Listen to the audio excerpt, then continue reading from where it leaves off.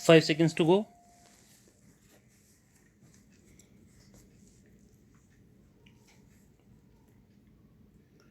Start.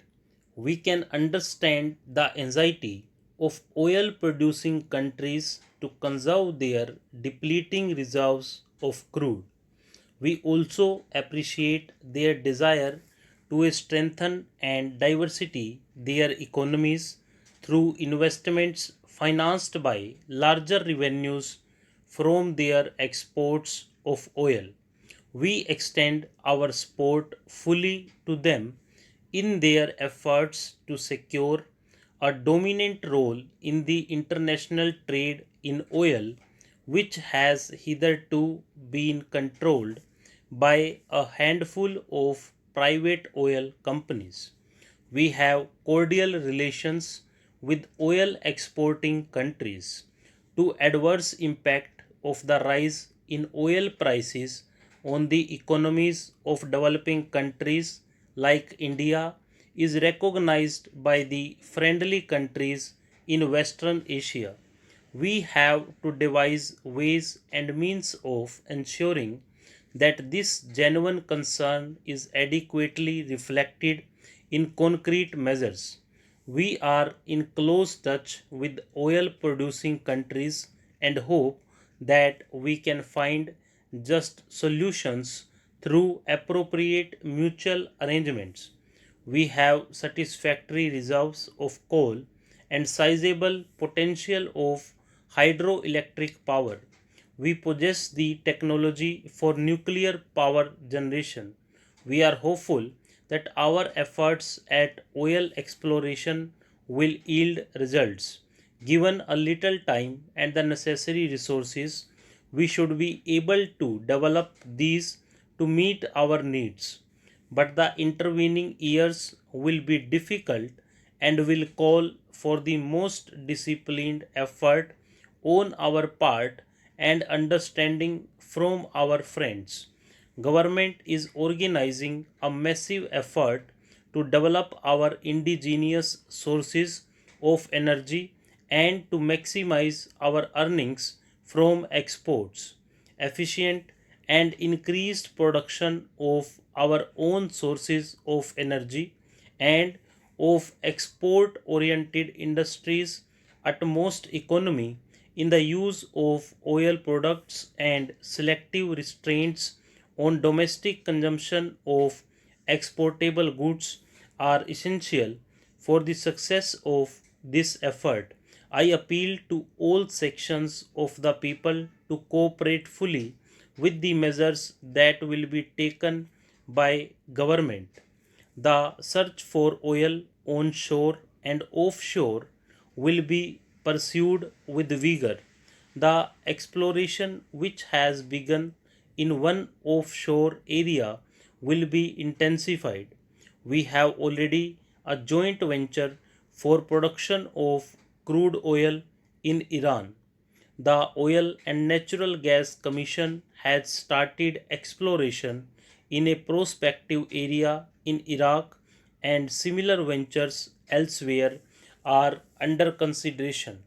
Schemes for the generation of power will be given high priority, special attention being paid to improve the working of existing units and the earlier commissioning of projects which are in an advanced state of construction.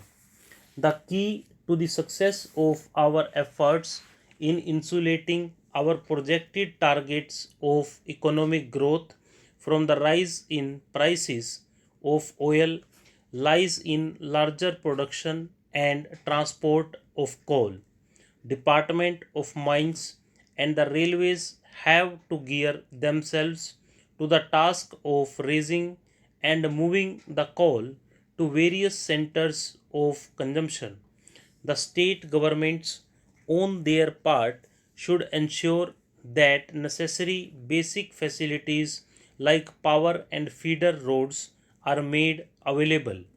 A great responsibility rests on the managements and the 1.5 million workers of the mines and the railways. With their cooperation, the production of coal will be increased in 2007-8 to 290 million tons, if not more, and a steady flow will be maintained to keep wheels of industry running smoothly. In the present situation, the maintenance of production, particularly in essential sectors, is an obligation we owe to our people. In recent months, the workers have been experiencing considerable economic difficulties. In spite of this, our workers, who have a proud heritage of patriotism, know very well that the situation can be improved only if the social tasks of production are viewed in the larger national perspective. Therefore, workers have to make a supreme effort to increase production and to ensure quick and uninterrupted movement. The is this only way in which they can contribute to relieve the shortages faced by the common people. The draft 11th 5-year plan provides the framework and the program to tackle the twin problems of food and fuel. The strategy for agriculture is based on a combination of the application of new technology and widening the base of production. The emphasis is on the one hand and for the small farmers on the other, so that the very process of increased production ensures wider distribution region wise as well as between different sections of the people. The plan gives special importance to the development of power, coal, oil, and transport, and of industries like fertilizers, which are vital for agriculture. In a number of sectors, a large part of the output levels envisaged in the plan is based on the assumption of full and more efficient utilization of existing capacities. This is as much a part of the plan as new investment. For the first time, integrated subplans are being prepared within the overall framework of state plans for the development of backward areas, including hill and tribal areas, so that all sections of the people achieve certain minimum levels of social consumption in elementary education, rural health, and rural electrification. Stop.